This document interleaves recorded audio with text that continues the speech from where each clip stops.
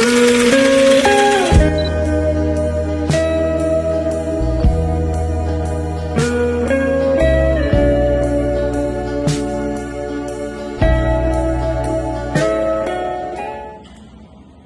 Ines kabarnya hari ini? Alhamdulillah baik, tapi akhir-akhir ini saya sering merasa cemas karena saya mengalami penurunan nilai.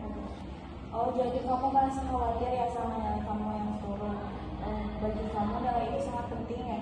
Ya, sangat penting rasanya nilai itu menentukan seberapa baik diri saya.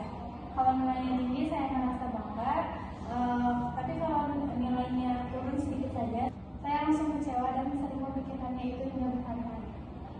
Ketika kamu mendapatkan nilai yang tidak sesuai sama harapan kamu, apa yang kamu rasakan? Saya sering menyalahkan diri saya sendiri. Saya merasa saya kurang belajar, kurang fokus dan kadang berpikir kalau saya tidak cukup pintar. Kamu sangat keras ya terhadap diri sendiri dengan kamu membandingkan nilai kamu sama teman-teman yang lainnya.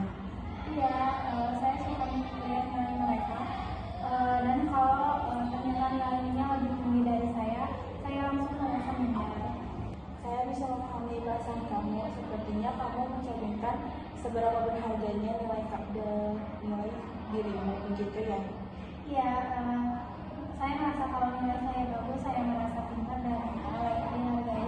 Tapi jika nilainya jelek, saya takut akan menganggap kalau misalkan saya itu gagal atau malas. Apakah kamu pernah merasa tekanan ini itu bukan dari dirimu sendiri, tapi dari lingkungan dan teman-teman kamu? Ya, terutama orang tua saya. Mereka selalu menekankan timnya prestasi. Sejak saat saya kecil, saya dengar kalau kamu mau sukses, kamu harus punya nilai yang bagus. Jadi kamu berusaha keras supaya tidak mengecewakan orang tua kamu gitu. Betul, saya ingin mereka bangga dengan saya. Tapi di sisi lain saya merasa capek, terus menerus harus memenuhi ekspektasi itu. Seperti orang yang bertanggung jawab ya dengan ingin membahagiakan orang lain gitu. Tapi di saat yang sama tekanan itu tuh justru bisa membuat kamu kehilangan ketenangan. Iya betul, kadang saya berpikir saya terlalu fokus pada hasil bukan pada prosesnya, tapi sulit sekali untuk mengubah cara pola pikir seperti itu. Itu wajar ya Ines, pola pikir seperti itu bisa terbentuk dari pengalaman atau kebiasaan bertahun-tahun. Tapi yang penting sekarang kamu sudah bisa mulai berubah gitu, menyadari bahwa hal itu tuh bisa membuat kamu tidak nyaman. Itu langkah awal yang bagus Ines. Saya juga mulai sadar kalau saya terlalu memikirkan nilai, itu yang bikin saya lebih cemas gitu, dan susah fokus untuk belajar. Perasaan itu bisa muncul karena kamu tuh ingin hasil yang terbaik, tapi di sisi lain kamu juga takut gagal. Keinginan itu tanda kamu peduli sama masa depan kamu.